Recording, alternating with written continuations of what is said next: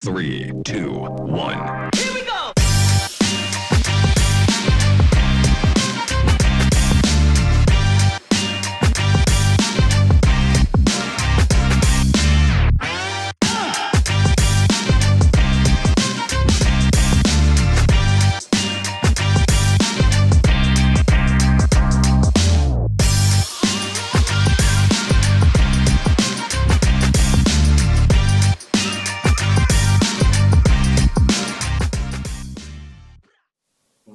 Bonjour.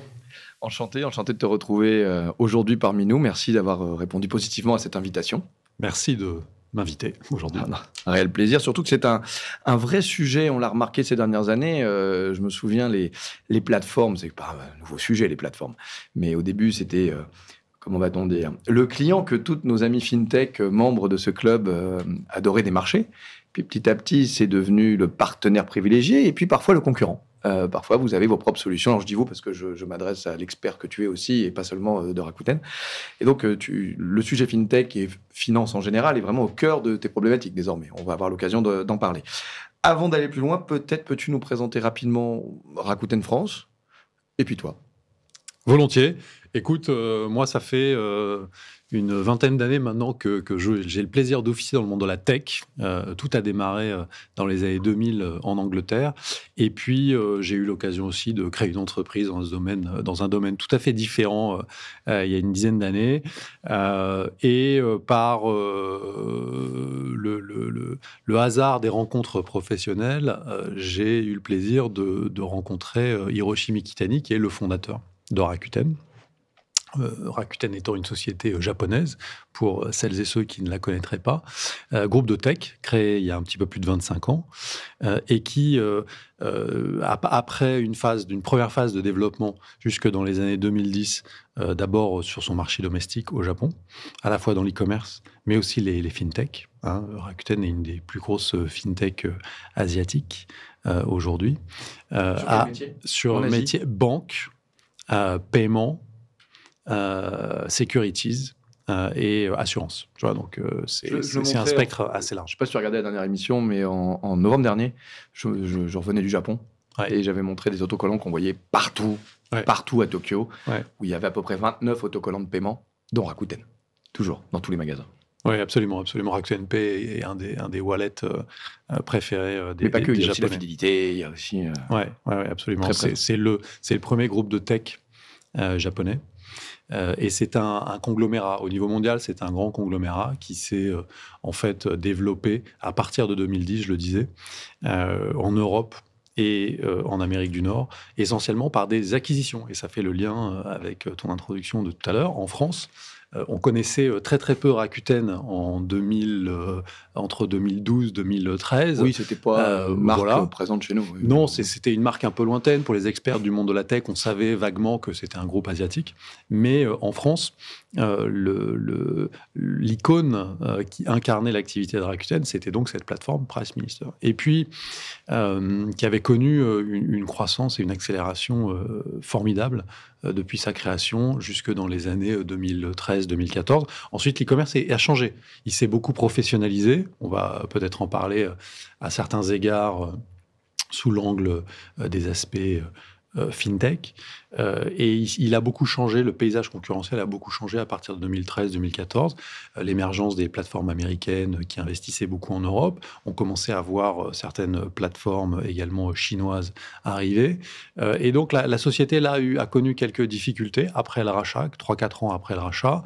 Une phase finalement de ralentissement de l'activité, de baisse de la part de marché. Et donc moi, je suis arrivé... Mais qui avait un business model toujours assez similaire avant la cession, finalement, à l'époque. Oui, c'est ça, qui avait pas vraiment intégré les évolutions du marché, qui n'avait pas repensé sa mission et son positionnement. C'était de Rakuten, mais c'était toujours Price Minister. Mais on était en run toujours, voilà, exactement. Et le marché, lui, avait changé, l'environnement avait changé. Donc voilà, moi, je rejoins cette aventure fin 2016. Je prends la présidence à partir de fin 2018 et depuis 2018, on change la marque. On tourne une page. Désormais, on lance véritablement Rakuten en France. Et au-delà du changement de label, surtout, on redéfinit en effet une mission, un positionnement, en s'inspirant de ce que fait notre conglomérat au Japon et de ce que certaines de nos filiales font également en Amérique du Nord. On fait un gros mélange de tout ça, on l'adapte au contexte de l'e-commerce européen pour pouvoir se rapprocher des marques et des enseignes, être une plateforme, inventer un modèle de plateforme partenariale qui ne concurrence pas les commerçants et les marques européennes, mais qui développent des technologies et de l'intelligence artificielle pour les aider à s'adapter à la transformation numérique et à développer leur chiffre d'affaires en ligne. Et ensuite, on travaille sur tu l'évoquais rapidement, mais un des ingrédients du succès de Rakuten en Asie, qui était la fidélisation. Voilà. Et qui n'existait pas en Europe. Si on se souvient de l'e-commerce jusque dans les années 2015 et même un peu après, finalement, tous les acteurs de l'e-commerce, toutes les plateformes se battaient sur les campagnes d'acquisition, sur la publicité digitale, ce qui a fait la fortune de certains grands réseaux américains.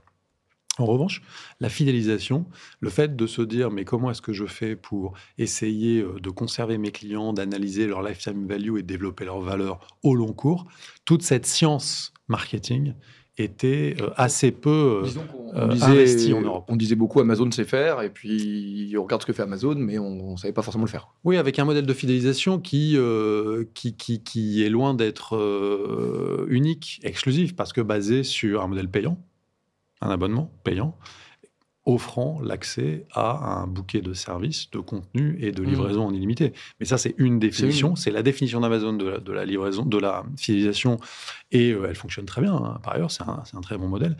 En revanche, Rakuten avait inventé en Asie une définition ou une application de la fidélisation différente qui est une des raisons de son succès aussi. Donc, c'est ce qu'on a fait en Europe. On a combiné ces deux aspects. Une plateforme qui héberge des boutiques pour les commerçants, Carrefour, Darty, Boulanger, et des marques également, Disney, Unilever, et également des commerçants un peu partout en France et en Europe, 12 000 sur la plateforme. Donc on a redéfini une proposition de valeur dans laquelle la plateforme en fait constitue un shopping mall, un centre commercial, un lieu où des consommateurs se rendent et gagnent du temps et de l'argent parce qu'ils retrouvent leurs enseignes préférées. C'est le du digital, quoi. Oui, on a réussi à exécuter.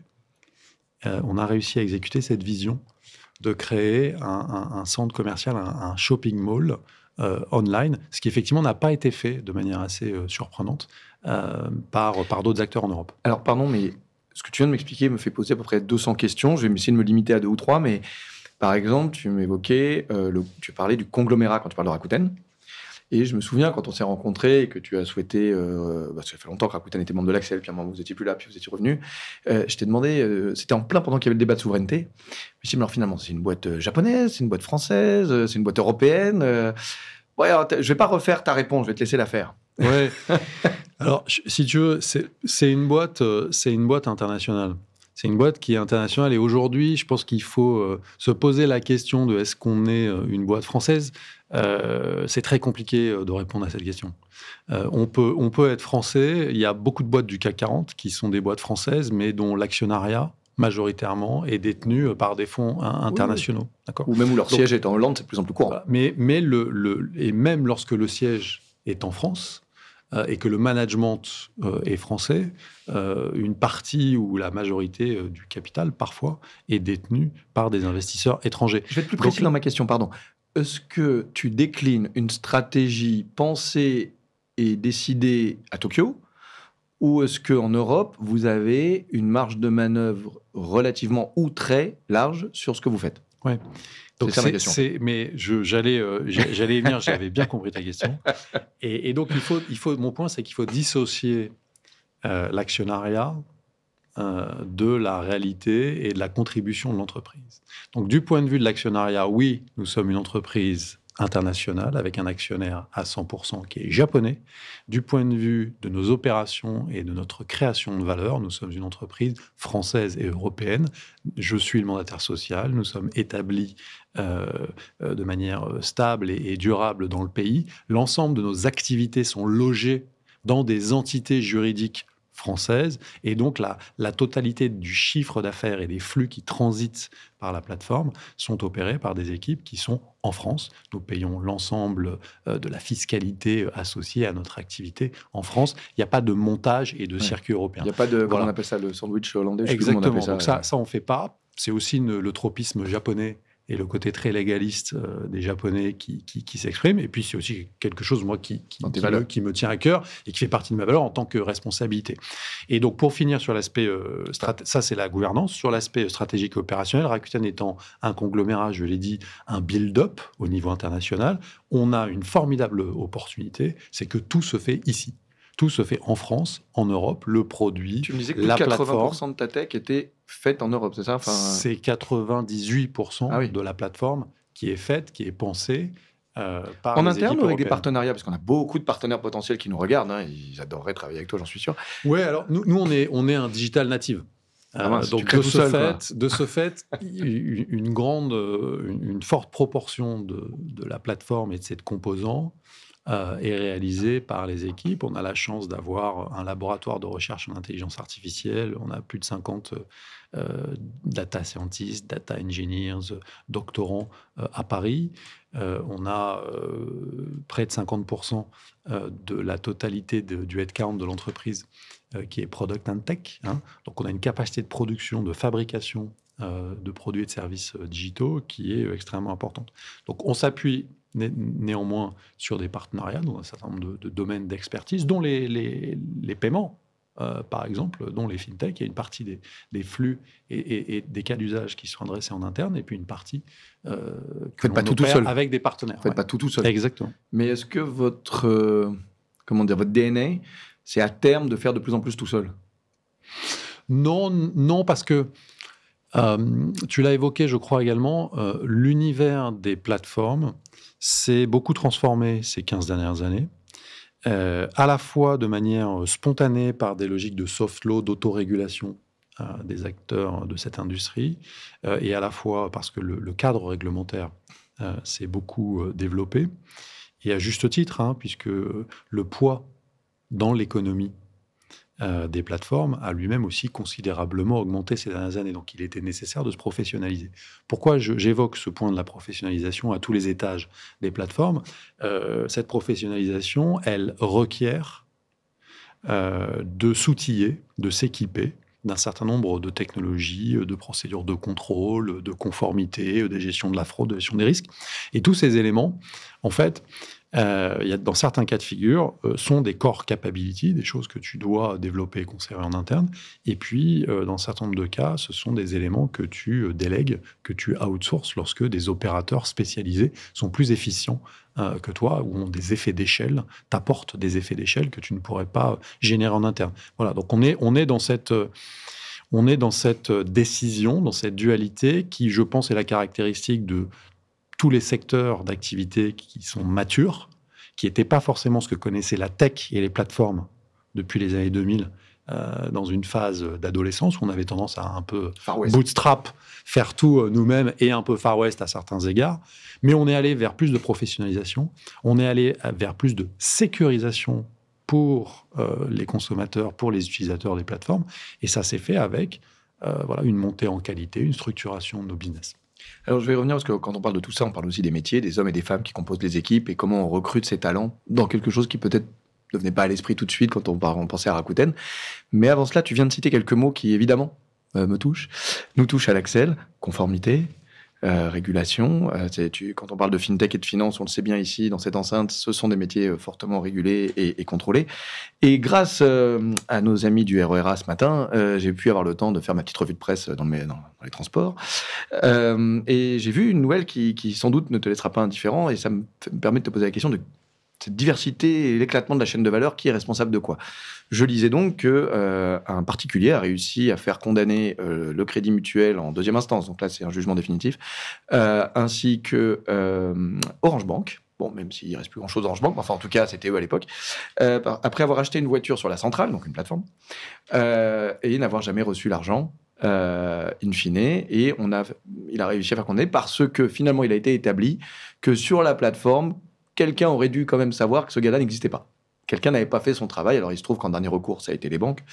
Mais j'imagine que si toi, tu fais le travail en partie du paiement aussi, ça, c'est toi, quelque part, qui des fois pourrait être jugé comme responsable si, effectivement, je suis un escroc qui utilise ta plateforme. C'est le cas ou tu n'es pas responsable? Non, bien sûr, bien sûr. Ça fait complètement partie de l'évolution du secteur que j'évoquais précédemment. Dans sa professionnalisation, sa montée en qualité et le fait que, contrairement peut-être parfois à certaines idées reçues, les parcours clients n'ont jamais été aussi sécurisés aujourd'hui sur les plateformes, en tout cas celles qui jouent le jeu de la réglementation. Les grosses plateformes. Voilà. Ces parcours clients n'ont jamais été autant sécurisés aujourd'hui que par le passé. Et encore une fois, contrairement parfois à ce qu'on peut lire de manière déformée sur la fraude, etc. Pour revenir à ton exemple, il y a deux mondes dans les plateformes, parce que le vocable plateforme, il qualifie il est très large. Des réalités opérationnelles, exactement, et des modèles qui n'ont rien à voir. Pour simplifier, il y a effectivement des modèles de plateforme qui sont ce qu'on appelle en anglais du classified, c'est-à-dire des sites de petites annonces, des services de petites annonces, d'accord, dans lequel la fonction de la plateforme, c'est de mettre en relation. En revanche, la transaction s'effectue majoritairement off-plateforme. Et là, on se considère entre guillemets non responsable, même s'il y a des responsabilités théoriquement de contrôle de contenu, etc. Mais oui, là encore, la réglementation européenne évolue pour conférer plus d'obligations et de responsabilités disons que c'est plus léger, à des hébergeurs, on va dire. Et puis, il y a de l'autre côté des plateformes transactionnelles, dont nous faisons partie, dont la fonction, c'est de créer de la confiance. Notre premier métier, c'est de créer de la confiance et d'agir comme des tiers de confiance, comme des intermédiaires entre les vendeurs et les consommateurs. Et donc, dans ce cadre-là, dès lors que nous procédons à la transaction sur la plateforme, nous avons, par la loi, depuis DSP2 notamment, nous faisons de l'encaissement pour compte de tiers. Et donc, nous avons, par obligation légale, nécessité de mettre en place des éléments de conformité, des éléments de licence bancaire ou d'établissement de paiement, et donc qui sécurise le consommateur dans le parcours d'achat et dans la transaction. Les fonds sont séquestrés et les vendeurs ne sont payés que dès lors que le client a confirmé que l'achat était OK et qu'il était conforme à l'annonce et ce qui était présenté sur la plateforme. Est-ce que depuis les 2-3 dernières années post-Covid, tu as ressenti comme un certain nombre d'autres acteurs une très forte tension sur ces sujets, on va dire, c'est pas la conformité le problème, c'est ceux qui essaient de la contourner, mais en tout cas de tentatives de fraude, quel que soit son niveau, contournement, fausse identité. On a l'impression finalement qu'on n'a jamais été aussi doté d'outils technologiques. On pourrait presque aller jusqu'à la carte d'identité numérique que nous a montré notre président sur Internet, qui en même temps a été acceptée nulle part, et en même temps que les grands acteurs n'ont jamais été autant confrontés à des tensions, à ces risques. Est-ce que tu confirmes cette tendance ou tu penses que non, on en fait trop, on en parle trop? Non, je pense que c'est un vrai sujet. C'est un vrai sujet qui oblige les acteurs comme nous à investir énormément dans les process, dans les talents, les compétences et dans les technos pour pouvoir continuer à augmenter le taux de qualité et le niveau de sécurité que l'on offre aux acheteurs. Donc, il y a sur certains réseaux, sur certaines applications cryptées, des communautés qui se spécialisent dans le fait de parfois monnayer des identités, monnayer des procédures documentées pour essayer de frauder des plateformes. Alors, on est très équipé contre ça. C'est-à-dire que tu as des cellules de veille qui regardent ces trucs-là. Et on a des équipes fraude qui sont très performantes, qui sont présentes aux endroits où les fraudeurs s'expriment, ce qui nous permet de capter de l'information, de comprendre... Pas naïf, quoi. Les modus operandi, absolument, et d'adapter nos moteurs de règles en conséquence. Et alors, pardon, j'en profite, vu que tu as un pied au Japon, C'est la même chose au pays du soleil levant. Enfin, je veux dire, on a les mêmes pratiques là-bas, les mêmes contraintes, enfin, contraintes, à la limite, c'est pas le sujet régulation, là. Mais est-ce on assiste à la même tendance de toutes ces fraudes massives un peu partout? Parce que nous, on parle tout le temps de la guerre en Ukraine qui en rajoute, mais est-ce que là-bas, tu vois vraiment la même tendance? Non, sincèrement, il me semble, je voudrais pas dire de bêtises, mais il me semble que les pratiques sont plus respectueuses de l'ordre établi. Peut-être plus peur du gendarme et de l'ordre, peut-être. Alors, effectivement, les problématiques et les sanctions sont très importantes dès lors que quelqu'un viendrait à vouloir frauder un système ou un service. Donc, je pense que par nature, effectivement, les opérateurs sont moins confrontés à ce type de tentative. Donc, au cas où ça leur arrive demain, c'est toi qui es un peu le centre d'expertise, quoi. Ouais, mais d'ailleurs, on travaille beaucoup lorsque, avec 3D Secure et avec toutes les évolutions autour des authentifications fortes et de la double authentification ces dernières années, nous avons effectué énormément de groupes de travail avec les banques pour pouvoir partager notre expertise, notre savoir-faire en matière de fraude. Je rappelle qu'en ce qui nous concerne, nous sommes en dessous de 0,09% de la totalité des volumes de vente sur la plateforme chaque année qui fait l'objet d'une perte sèche, qu'on n'arrive pas à recouvrir, et c'est extrêmement faible. Extrêmement faible. Et lorsqu'on présente ces KPI aux banques et lorsqu'on leur explique comment est-ce que nos équipes fraude détectent, préviennent, mettent en observation les transactions suspicieuses et agissent en fonction de ça, les banques sont tout à fait impressionnées par nos procédures. Il nous reste environ 5 minutes. Je vais rebondir sur ce sujet en te demandant une petite question rapide et une plus longue, qui est liée à la même chose. Donc, sur ces thèmes-là, fraude, mais j'allais dire, on pourrait l'étendre à d'autres thématiques qu'on a pu évoquer. As-tu aujourd'hui l'impression d'avoir une offre de solutions, de partenaires technologiques, qu'ils soient en France ou en Europe, suffisamment étoffée, et ton travail, c'est de sélectionner les bons outils, ou, tiens, mince, pour faire ce genre de truc, moi, j'aimerais bien qu'il y ait ça, et ça n'existe pas sur étagère, je suis obligé de me le construire tout seul. Deuxième question qui me permet d'évoluer, est-ce que c'est pile poil des domaines où justement l'AI va, parce que tu t'exprimes pas mal sur le sujet, va vous aider peut-être à encore plus renforcer ses capacités? Alors, écoute, nous, on est dans la chaîne de valeur de paiement.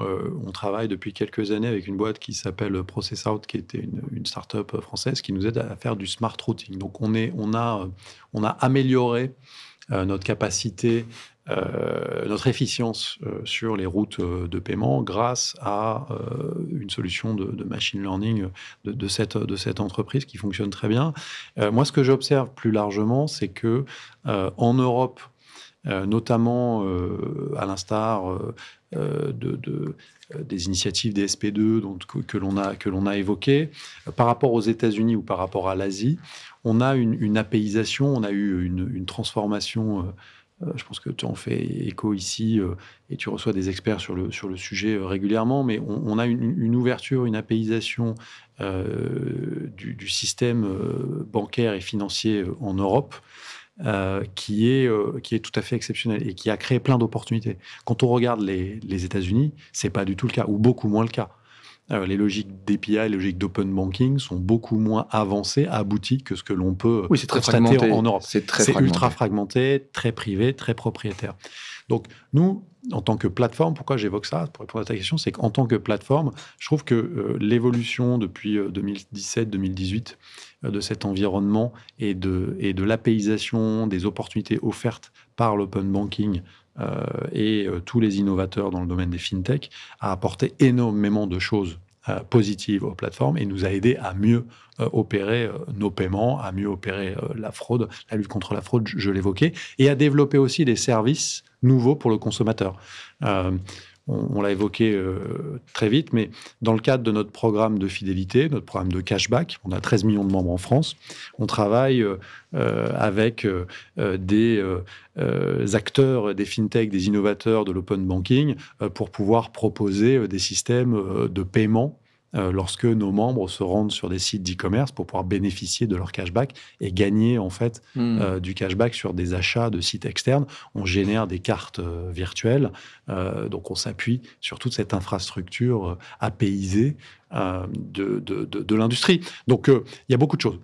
Sur le sujet de l'IA, autour des paiements très positifs. Sur le sujet de l'IA, je pense qu'on c'est un peu plus early stage. Nous, dans ce qu'on a testé aujourd'hui, différentes startups en France ou en Europe, ce que nous avons testé aujourd'hui, on a trouvé que le ROI était pas immédiat, était pas encore clair. Les solutions étaient assez chères par rapport à l'upside qui était apporté. Encore une fois, sur le sujet précis de la fraude, comparativement à nos propres outils internes et à notre capacité à développer nous-mêmes du machine learning. Donc, je pense qu'il y a un petit peu de boulot.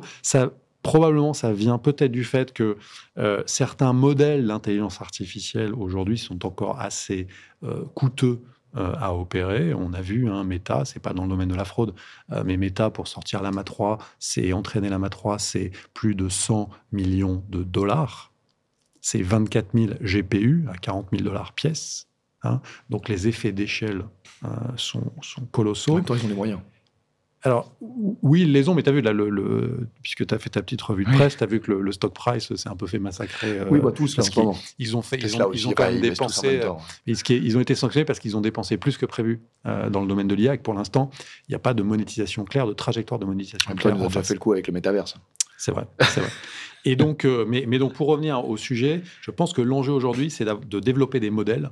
On parle de large language model dans le domaine de l'IA générative. Il faut qu'on aille vers des small. Mais focus, que ce soit language model ou autre chose, sur du deep learning, exactement, mais qui soit focus sur des cas d'application très précis, donc moins gourmand en ressources de calcul, en puissance de calcul, en ressources d'entraînement et de renforcement, en impact écologique accessoirement, et qui, du coup, permettent d'être déployés plus rapidement dans les entreprises et avec un ROI plus clair. J'avais encore 50 questions, de devoir s'arrêter, mais juste pour terminer sur l'intelligence artificielle, là, on a parlé vraiment de ce use case-là, mais dans ton domaine, en tant qu'opérateur de plateforme, tu as aussi des services clients, tu as aussi la logistique. D'ailleurs, on n'en a pas parlé, mais tu as aussi toute une activité logistique qui mériterait qu'on s'étende longuement, mais ce n'est pas le thème aujourd'hui. Est-ce que néanmoins, l'explosion des modèles d'AI qu'on a vu depuis un an, en tout cas le buzz qu'on a vu autour, pour toi, indépendamment de la fraude, a des applications qui concrètement et rapidement pourraient avoir un impact sur la façon dont tu gères tes opérations, comme par exemple a pu nous le dire Klarna, on ne sait pas si c'est vrai ou faux, mais enfin ils l'ont dit, ou pas encore, c'est encore trop immature, il va falloir entendre, peut-être on se revoit dans un an et tu me diras autre chose, mais pour l'instant pas encore. Voilà, rapidement. Non, comme Klarna. Notre assistant, à l'image de Klarna, notre assistant de premier niveau pour les contacts clients, 80% des chats aujourd'hui sont complètement pris en charge par l'intelligence artificielle. Donc un vrai impact sur tes activités, ton PNL du service client. Donc avec un changement majeur, massif dans l'expérience client et effectivement en backstage, la manière dont on organise tout ça. Okay. Et puis, pour répondre à ta question, également, est-ce que ça change les opérations ? Oui, déjà, d'ores et déjà. Et d'ailleurs, l'enjeu des dirigeants, c'est pas, à mon avis, aujourd'hui, c'est d'arriver à embarquer les équipes et de créer les conditions dans l'entreprise pour que on multiplie pas les petits POC et des use cases un peu périphériques, mais qu'on se pose la question de savoir comment déployer dans le core modèle, dans les core process, et comment les impacter pour aller chercher de l'efficience, de la productivité ou de la satisfaction client. C'est ta méthode actuellement chez Rakuten ? C'est notre méthode chez Rakuten, et juste un exemple très concret, le moteur de recherche. Ça fait des années qu'il y a certains, ce qu'on appelle des corner cases, certains cas d'usage de la recherche où on sait qu'on n'est pas très bon dans la réponse qui est apportée au consommateur. Et pour pouvoir, ce sont des corner cases, donc par définition, ils sont très compliqués à traiter et les economics sont complexes parce que ça représente 1, 2, 3, 4% de l'expérience. Et pour pouvoir les adresser, historiquement, il fallait déployer des technologies qui étaient extrêmement complexes. On se parlait de plusieurs millions ou dizaines de millions de dollars avec des délais très longs. Eh bien, écoute, depuis 24 mois, mon équipe Data Science, elle travaille avec une start-up française qui s'appelle Hugging Face, qui est en fait une plateforme très connue maintenant d'open source, de modèles d'intelligence artificielle. Vous prenez sur étagère des modèles, vous bénéficiez de l'intelligence collective des effets de réseau parce qu'ils ont déjà été entraînés et utilisés par d'autres, et vous les déployez très rapidement et à une fraction du coût de ce qu'aurait été un projet avant que ces technologies soient disponibles. Donc il y a une accélération incroyable, et une opportunité de transformation formidable pour des boîtes, digitales natives ou pas. Et cette rupture technologique, le mot n'est pas utilisé à tort, cette rupture technologique, elle va créer une explosion de valeurs, d'initiatives, de création d'entreprises et de services, comme on n'en avait pas connu depuis la broadband et depuis le smartphone. Voilà. C'est un beau mot de conclusion. Merci beaucoup Fabien. Merci Laurent. D'ailleurs, j'en profite pour souligner que quand tu as rejoint le board, tu m'as dit que tu souhaitais qu'à l'Axel, on puisse justement traiter de ces sujets en profondeur, entre autres d'IA. Et donc, on aura d'autres Agora pour le faire, parce que je sais que ça passionne énormément de nos participants et de nos membres. Donc, il va falloir qu'on réfléchisse à faire des sessions beaucoup plus longues, tellement il y aurait de choses à dire et à partager avec beaucoup de gens. Merci Fabien. À très bientôt. À bientôt.